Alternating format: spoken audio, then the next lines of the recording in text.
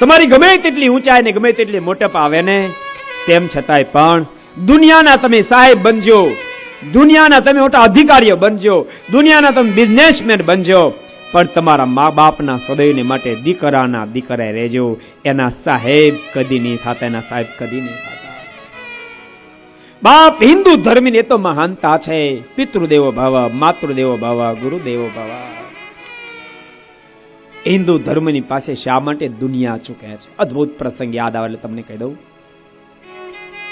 ઔરંગઝેબનો અદ્ભુત પ્રસંગ. ઔરંગઝેબે પોતાના પિતા શાહજહાંને રાજ લઈ લઈને જેલમાં પૂરી દીધા.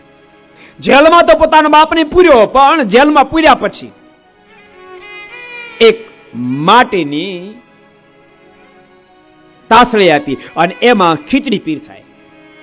બસ બાકી કાંઈ નહીં. જ્યાં કેદીઓ રે એ જ કોટડીમાં રહેવાનું. દિવસમાં એક ફેરી ખીચડી મળે, બાકી કાંઈ ન મળે. એમાં ઘટના ઘટે. એક દાડો બધા કેદીઓની ખીચડી પીરસાતી હતી. એમાં શાહજહાંની પાસે ખીચડી પીરસવા માટે આવ્યા અને પેલા જોરથી લોંદો નાખ્યો. હાથમાંથી પાત્ર છટકી ગયું અને એ પાત્ર ફૂટી ગયું હતું માટીનું. એટલે ખીચડી પીરસનારે ઔરંગઝેબની પાસે એને કહ્યું છે, નામદાર, ફલાણી કોટડીમાં જે કેદી છે, એમ તો કેમ તમારો બાપ, તો એનો બાપ જ, ફલાણી કોટડીમાં જે કેદી છે, આ નંબરની કોટડીમાં એનું ભોજન કરવાનું પાત્ર ફૂટી ગયું છે, તો હવે શું કરવું? અત્યારે ઔરંગઝેબના મોઢામાં શબ્દ નીકળ્યા, પાત્ર ફૂટી ગયા, હાથ તૂટી ગયા, સીધે હાથમાં આપો, બાકી નવું પાત્રને નહીં મળી શકે.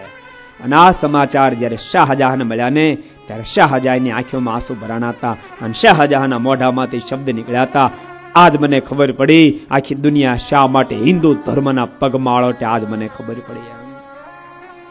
મારો સગો દીકરો મને જેલમાં પૂરી દે અને મારો સગો દીકરો મારું પાત્ર ફૂટી જાય ને, તો બીજું પાત્ર આપવા તૈયાર નથી. લાખ લાખ વાર હિન્દુ ધર્મને ધન્યવાદ હોજો કે મા બાપની જિંદગી પર્યંત સેવા કરે અને દેહને મૂક્યા પછી પણ એની પાછળ શ્રાદ્ધ કરે, મા બાપની પાછળ શ્રાદ્ધ કરે. માટે હિન્દુ ધર્મને લાખ લાખ વાર ધન્યવાદ હોજો, લાખ લાખ વાર ધન્યવાદ.